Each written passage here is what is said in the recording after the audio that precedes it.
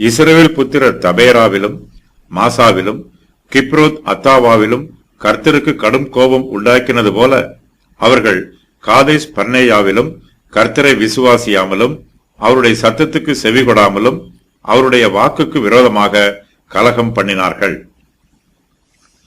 காதேஸ் பர்னேயாவிலிருந்து இஸ்ரவேல் புத்திரர்கள் கானான் தேசத்தை சுதந்திரிப்பதற்கு உடனடியாக செல்ல வேண்டும். இதுவே கர்த்தருடைய திட்டம். ஆனால் இஸ்ரவேலின் மூப்பர்களோ கானான் தேசத்திற்குள் வேவுகாரர்களை அனுப்பி கானான் தேசத்தை பற்றி கர்த்தர் சொன்ன வார்த்தை உண்மைதானா என்று சோதித்து அறிய விரும்பினார்கள். கர்த்தருடைய கட்டளைக்கு எதிராக கலகம் பண்ணினார்கள். கர்த்தரை அவர்கள் விசுவாசிக்கவில்லை.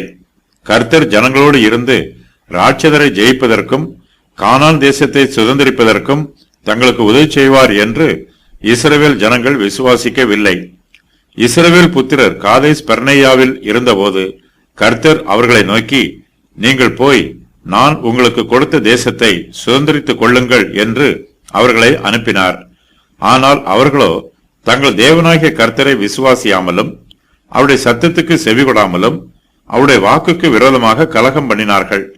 இந்த சம்பவம் எண்ணாகமம் 13, 14 ஆகிய அதிகாரங்களில் விரிவாக சொல்லப்பட்டிருக்கிறது. அதன் விவரம் வருமாறு. அதிகாரம் 13.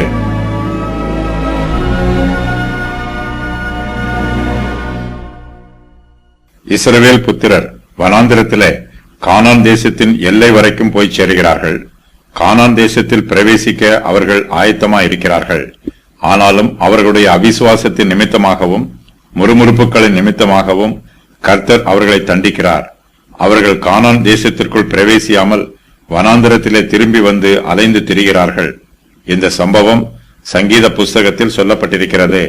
இன்று அவருடைய சத்தத்தை கேட்பீர்களாகில் வனாந்திரத்தில் கோபம் மூட்டின போதும் சோதனை நாளிலும் நடந்தது போல உங்கள் இருதயத்தை கடினப்படுத்தாதேயுங்கள்.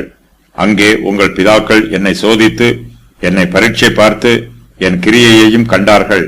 40 வருஷமாய் நான் அந்த சந்ததியை ஆரோசித்து அவர்கள் வழுவி போகிற இருதயம் உள்ள ஜனம் என்றும் என்னுடைய வழிகளை அறியாதவர்கள் என்றும் சொல்லி என்னுடைய இளைப்பாறுதலில் அவர்கள் பிரவேசிப்பதில்லை என்று என்னுடைய கோபத்திலே ஆணையிட்டேன். சங்கீதம் 95, 8 முதல் 11 வரை.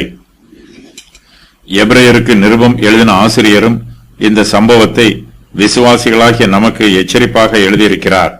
ஆகையினால் பரிசுத்த ஆவியானவர் சொல்லுகிறபடியே இன்று அவருடைய சத்தத்தை கேட்பீர்களாகில் வனாந்திரத்திலே கோபமூட்டின போதும் சோதனை நாளிலும் நடந்தது போல உங்கள் இருதயங்களை கடினப்படுத்தாதிருங்கள்.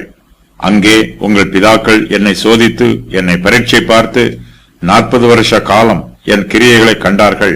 ஆதலால் நான் அந்த சந்ததியை ஆரோசித்து அவர்கள் எப்பொழுதும் வழுவி போகிற இருதயமுள்ள ஜனம் என்றும் என்னுடைய வழிகளை அறியாதவர்கள் என்றும் சொல்லி என்னுடைய இளைப்பாறுதலில் அவர்கள் பிரவேசிப்பதில்லை என்று என்னுடைய கோபத்திலே ஆணையிட்டேன் என்றார்.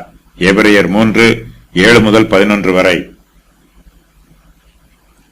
கானான் தேசத்தை சுற்றி பார்க்கும்படி ஒவ்வொரு பிதாக்களின் கோத்திரத்திலும் ஒவ்வொரு பிரபு வீதமாக 12 புருஷர்கள் அனுப்பப்படுகிறார்கள். மோசே அந்த 12 வேவுகாரருக்கும் கட்டளைகளை கொடுக்கிறார்.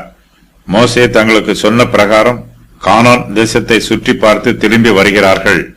12 வேவுகாரரும் தாங்கள் கொண்டு வந்த செய்தியை இஸ்ரவேலின் பாளையத்தில் இருக்கிறவர்களுக்கு சொல்லுகிறார்கள்.